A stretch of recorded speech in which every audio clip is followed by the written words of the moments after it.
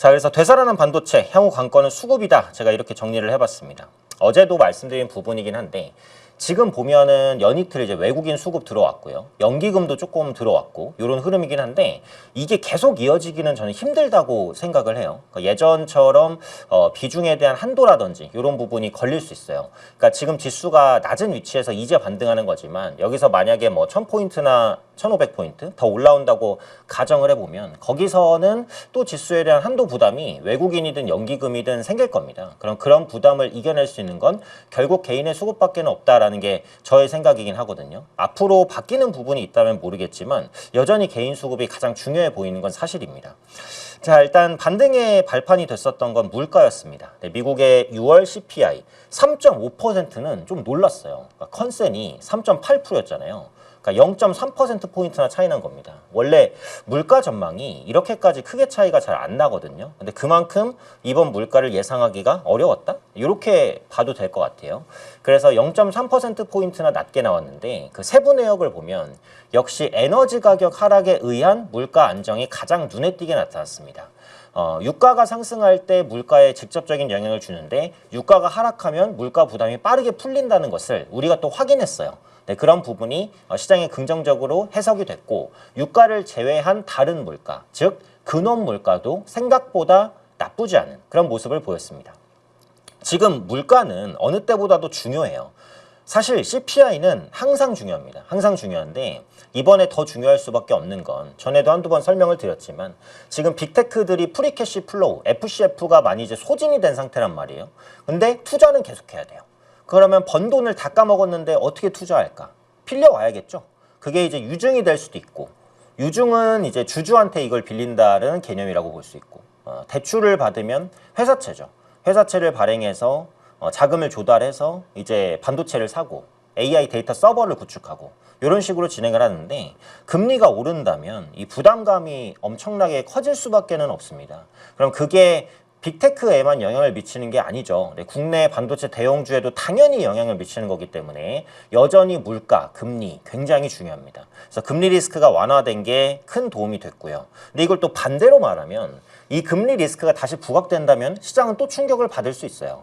근데 지금 금리 리스크가 부각될 가능성이 있는 지표는 유가입니다. WTI가 지금 $80 근처까지 다시 올라왔기 때문에 과거처럼 뭐 85, $90를 뚫고 올라간다라고 한다면 그때는 또 경계감을 가져야 될 것 같아요. 그래서 매일매일 유가를 체크해야 된다는 말씀은 계속해서 드리고 있습니다. 자, 바클레이스가 SK하이닉스 ADR은 2배 상승 여력이 있다. 뭐 이런 말을 했습니다. 그러니까 반등하게 되면 또 긍정적인 언급들이 계속 반복돼서 나오니까 특히 하이닉스 ADR이 간밤에 폭등을 사실 했잖아요. 그래서 오늘 하이닉스 주가가 올라가겠구나 이 부분을 생각했는데 아직도 괴리가 굉장히 크기는 합니다. 그래서 요걸 하이닉스가 본주가 다 따라가려면 20%는 더 올라야 되는데 그렇게까지 따라가긴 좀 힘들 것 같고 ADR이 서서히 내려오고 본주가 조금씩 올라가는 이런 형태로 아마 갭이 좁혀지지 않을까 그런 생각이에요.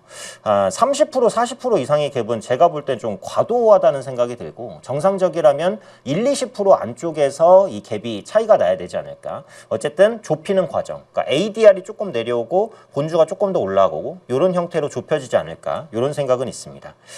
자, 그리고 IBM에서는 악재가 나왔어요. 인프라 부분 매출이 급감하면서 주가가 말 그대로 그냥 폭락을 했습니다. 저도 IBM 주가를 보고 깜짝 놀랐는데 이것도 나중에 좀 악재로 작용할 수도 있어서 체크해보면 IBM의 그 소프트웨어, 그러니까 인프라 부분 매출이 급감했어요. 그러니까 급감한 이유가 뭐냐. 지금 빅테크들이 비싸진 반도체를 사느라 돈을 다른 데서 당겨 쓰고 있다는 얘기입니다. 그러니까 정상적으로는 소프트웨어도 이만큼, 하드웨어도 이만큼 이렇게 지출이 돼야 돼요. 근데 지금 하드웨어 투자도 엄청나게 많이 되고 있고 이 하드웨어 가격도 너무 비싸요. 근데 이 부분에 투자의 우선순위를 또 안 둘 수가 없어요. 나중에 뒤처질 수도 있으니까. 그러다 보니까 소프트웨어에 써야 될 자금을 끌어서 하드웨어까지 쓰고 있다는 겁니다. 앞서 제가 프리캐시 플로우 말씀드렸죠.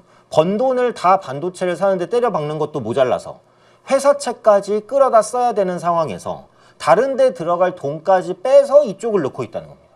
네, 그만큼 반도체 업황 쏠림이 너무너무 심하다. 요겁니다. 그래서 이전까지는 이걸 우리가 어쨌든 반도체가 그만큼 귀해진 거 아니냐. 맞죠? 네, 그래서 이제 호재로 생각했지만 고점에서 한번 꺾인 다음에는 이제 어떻게 생각해요? 결국 반도체 업체가 엄청난 돈을 번다는 건 누군가는 엄청난 돈을 쓰고 있다는 건데 그 쓰는 돈이 계속해서 유지가 될까? 이런 의문이 다시 한번 제기될 가능성이 있다라는 부분입니다. 그래서 이런 논란들은 시장의 반등을 불러일으켜도 V자 반등보다는 약간 굴곡 있는 반등. 그러니까 급등 이후에 또 눌림 이후에 급등 이후에 눌림 이후에 이런 이제 변동성을 보이면서 올라갈 가능성이 높다. 전 이렇게 생각을 하는 거죠. 그래서 지금도 마이너스이신 분이 많겠지만 만약에 뭐 어제나 그저께 추가 매수를 하면서 단가를 낮춰서 뭐 수익권으로 섰거나 이러신 분들은 아마 비중이 많겠죠. 밑에서 추매를 해서 올라간 거니까. 그래서 비중을 조금 줄이셨다가 밑에서 다시 사고. 이걸 제가 예전에 한번 썼는데 그때부터 시장이 계속 우하향이라 샀다 팔았다를 사실 할 수가 없었어요. 근데 지금부터라도 만약에 단가 구간을 좀 넘어서거나 할 때는 비중 조절을 조금씩 하시면서 좀 가야 되지 않을까. 근데 아직도 이제 마이너스가 좀 크다라고 하시면 굴곡이 있더라도 지금 견디셔야죠. 네, 어쩔 수는 없어요. 시간이 걸리더라도 전고점 트라이는 할 건데 네, 그 과정이 순탄하지 않을 수 있다. 네, 요거는 항상 고려를 해주셔야 될 것 같아요.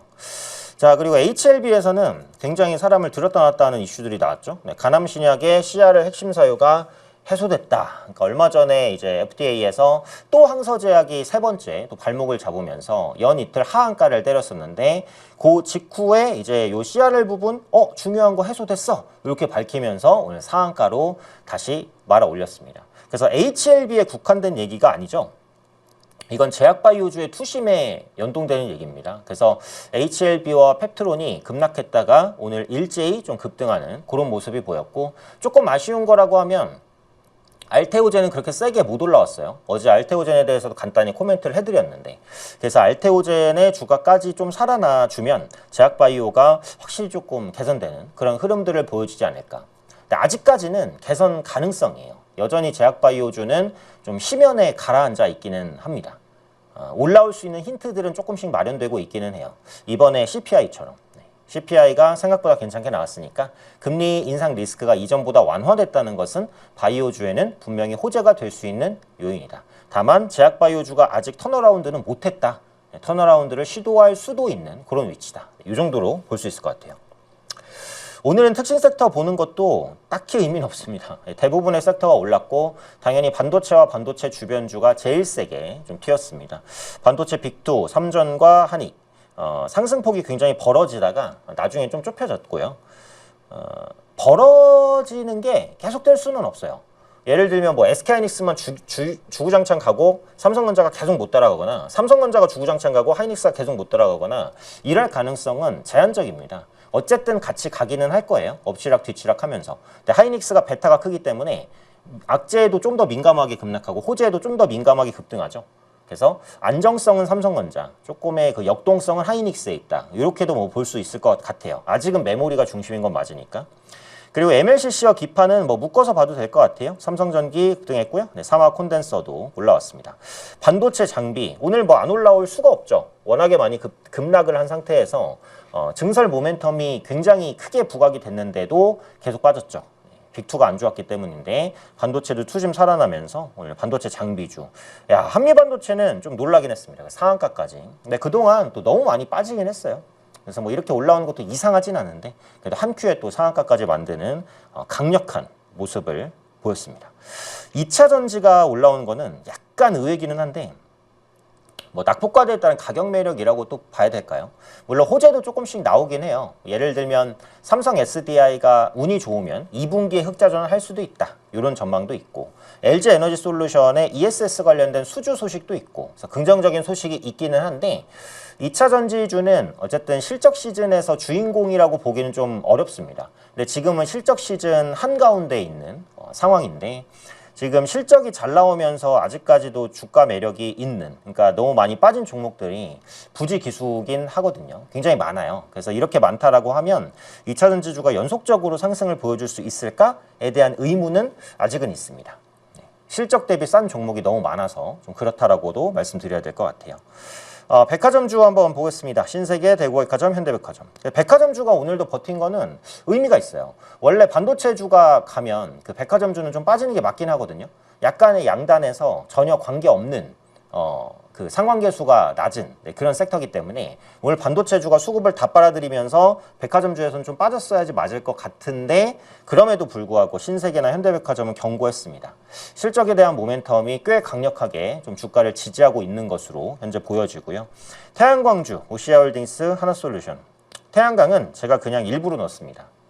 사실 오늘 늘만큼 특징적이지 않았는데 그래도 오시아홀딩스는 괜찮았어요. 하나솔루션은 뭐 별로 못 올랐는데 그래서 지금 태양광주도 꾸준하게 좀 관심을 가지셔야 되지 않을까 요 생각입니다. 그래서 그 부분이니까 한번 체크해 보시면 될 것 같아요. 뒤에 에너지 얘기는 좀 더 말씀을 드릴 거고요.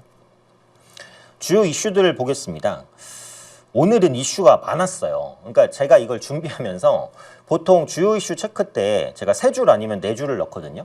네, 웬만하면 4줄 넣으려고 하고 별거 없으면 그냥 3줄 넣고 그냥 보통은 그래요. 2줄 넣은 적은 없고 3줄, 4줄인데 오늘 4줄이잖아요. 근데 이슈가 많을 때는 진짜 고민돼요.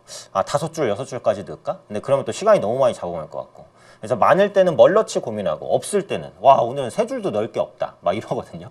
근데 오늘은 넣을 게 좀 많았어요. 그래서 제가 4줄을 엄선해서 좀 선정을 했는데 첫 번째 가장 기대하는 부분이기는 한데 뭐 효과가 얼마나 있을지 모르겠습니다만 이거 전에 잠깐 말씀드렸거든요. 해외 기업 코스닥 유치 IR을 진행합니다. 9월 말부터 10월 중순인가? 아마 그때까지. 그래서 제가 예전에 잠깐 말씀드린 적이 있어요. 코스닥 부양책의 일환으로 해외 알짜 기업을 코스닥 시장으로 육성하겠다. 그래서 포부는 좋다. 포부는 좋아요. 근데 이 부분에 대한 메리트를 줘야지 해외 기업이 들어올 거 아니에요.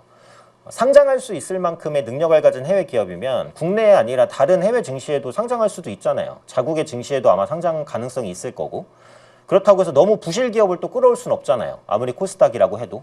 그래서 괜찮은 기업을 코스닥으로 끌어와야 되는데 코스닥으로 끌어올 유인이 어떻게 제공이 될지 모르겠습니다. 분명히 당근을 제시를 해줘야 될 것 같고요. 어쨌든 해외 기업을 코스닥으로 끌어올려서 부양을 해보겠다라는 겁니다. 저는 이게 시도는 좋다고 생각해요. 뭐든지 시도는 해봐야죠. 먹히기 어려운 전략이라고 하더라도 그래서 이제 우량 기업을 몇 기업이라도 좀 유치를 할 수 있다면 조금이라도 수급 개선에 좀 도움을 줄 수 있지 않을까 이런 생각은 있습니다. 요거는 구체적으로 진행되는 내용이 나오면은 제가 다시 한번 체크할게요. 그러니까 9월 말부터니까 아직 멀었습니다. 지금부터 한 2달 넘게 남았거든요.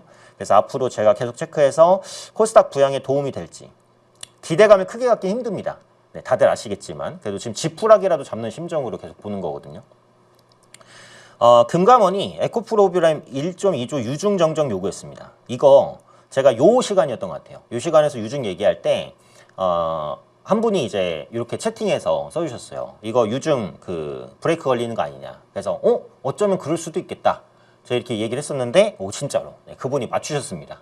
그분이 이걸 보고 계신지 모르겠지만 좀 됐어요. 한 3주 됐나? 더 됐나? 2주 됐나? 네, 정확히 기억이 안 나는데 그래서 에코프로비엠 유증 이슈를 제가 다루면서 댓글에서 이거 금감원에서 제재할 수도 있지 않을까요? 네, 제재를 했습니다. 브레이크를 걸었어요.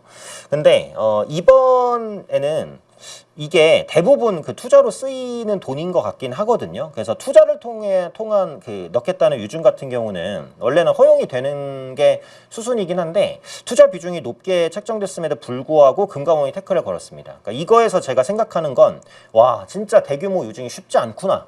요거를 제가 또 다시 한번 생각을 했습니다. 네. 대규모 유증은 어떤 기업이든 아마 쉽지 않겠다. 네, 요 얘기. 물론 이제 돈을 잘 버는 기업이 그 유증을 하지는 않겠죠. 돈이 좀 부족하니까 유증을 하겠지만 역시 유증에 브레이크를 거는 금감원. 그래서 요 유증 규모가 뭐 축소될지 아니면 정정신고서를 내서 그대로 통과될지 모르겠는데 이게 에코프로비엠 주주분들은 조금 갈리더라고요. 그래서 이거 투자를 위한 유증인데 허용해 주는 게 맞다 이렇게 보시는 분도 있고 근데 유증이 되면은 그 주주 가치가 희석되는 건 맞으니까 안 하는 게 좋다 이러신 분들도 계시더라고요. 그래서 약간 이제 반반이긴 한데 제가 이걸 갖고 온 이유는 에코프로 BM에 포커스를 두는 게 아니고 대규모 유증은 항상 브레이크가 걸릴 수도 있겠다. 이 부분을 다시 한번 하나솔루션 이후로 조금 깨닫게 돼서 좀 말씀을 드렸습니다. 그리고 삼성전자가 기흥사업장에 신규 D램 공장을 건립을 합니다. 삼성은 그 평택이 메인 생산 기지지만 기흥이 있고 그다음에 구미도 있죠 아마. 그래서 그 기흥 사업장에 신규 D램 공장을 건립한다는 것은 이제는 우리가 반도체 공급 과잉 그거 당분간 없겠다. 이제 증설을 한번 힘줘서 해보자. 이렇게 이제 생각한다는 반증이 아닐까 이런 생각입니다. 삼성전자와 SK하이닉스 자체적으로도 메모리 반도체 장기 호황을 거의 믿고 있다. 이렇게 이제 해석을 할 수가 있을 것 같아요. 그래서 기흥 사업장에서 D램 공장을 건립한다고 해서 이게 D램 양이 엄청나게 늘어나지는 않을 것 같아요.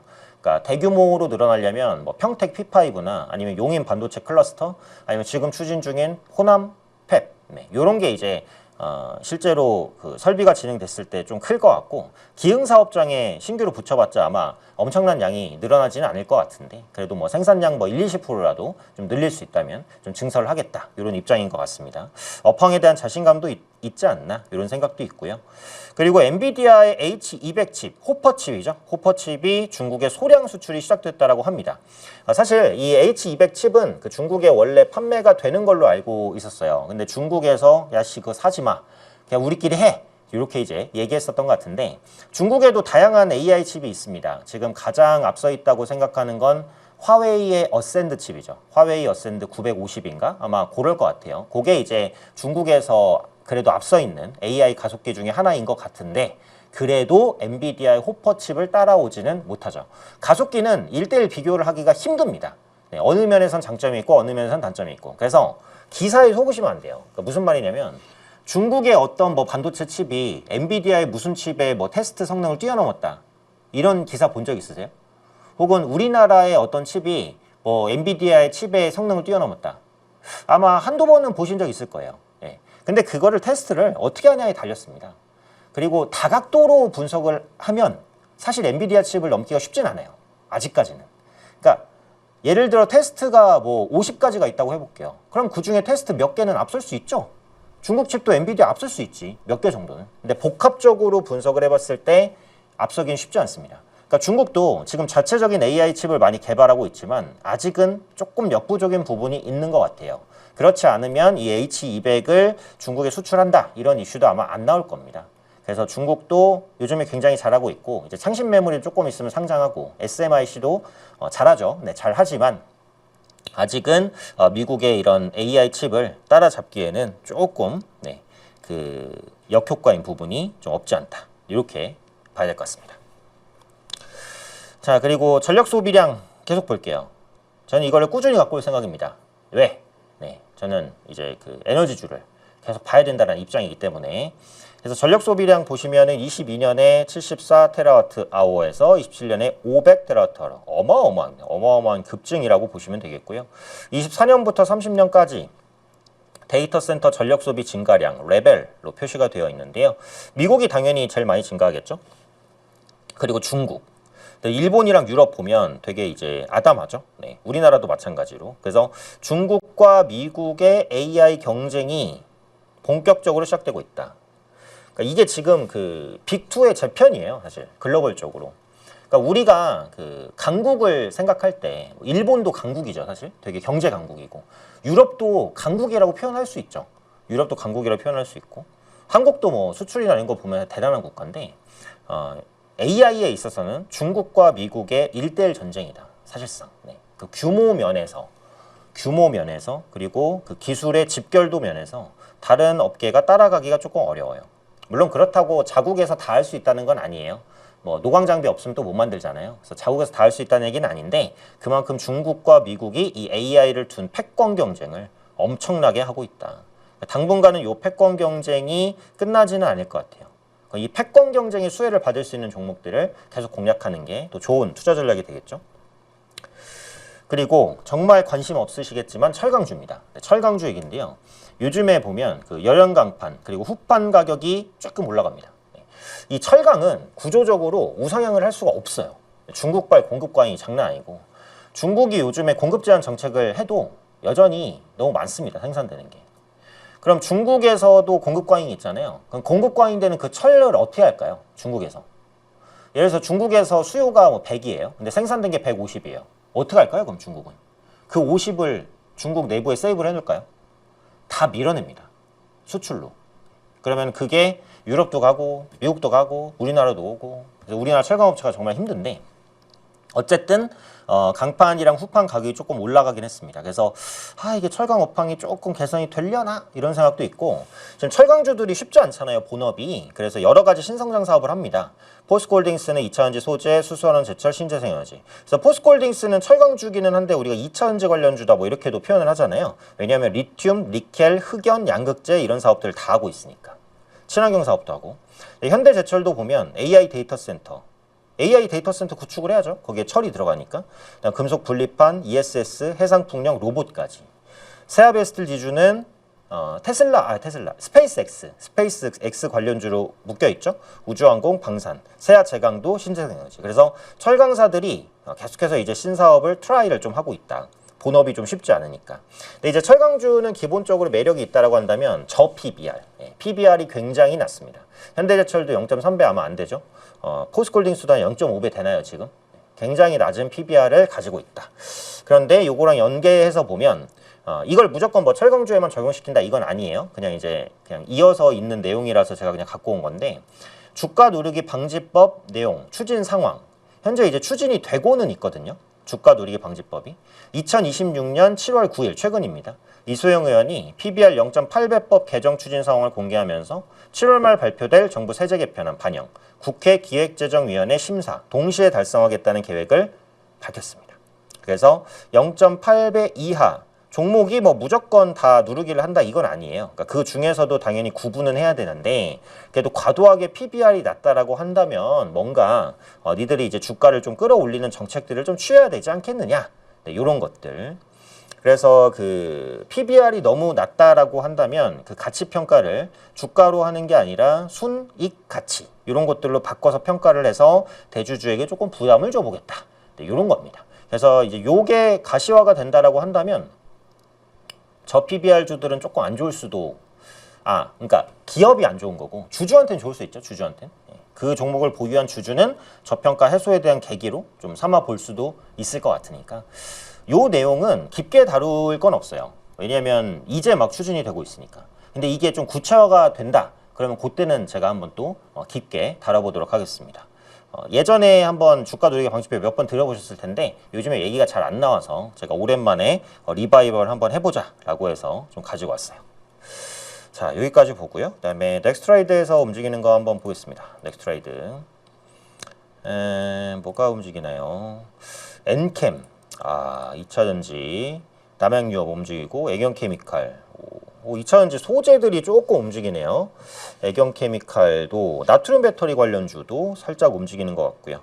STX 엔진, 조선 엔진 관련된 종목군들, 그 다음에 알미늄, 세진중공업, 조선 그리고 2차전지 요 정도가 올라가는 것 중에 약간 공통성이 있는데 오늘은 이제 뚜렷하게 나오진 않네요. 어제 제가 넥스트레이드 종목을 볼 때 조금 탄력적인 종목들이 그 넥스트에서 움직이길래 이 신호는 나쁘지 않다 이렇게 생각했었는데 오늘은 뭐 특별한 의미는 안 보입니다. 근데 2차 전지랑 조선 관련된 종목군들이 일부 살짝 올라오고 있다. 이 정도. 엔캠이 13% 올라가는 게 조금 특징적이긴 하네요.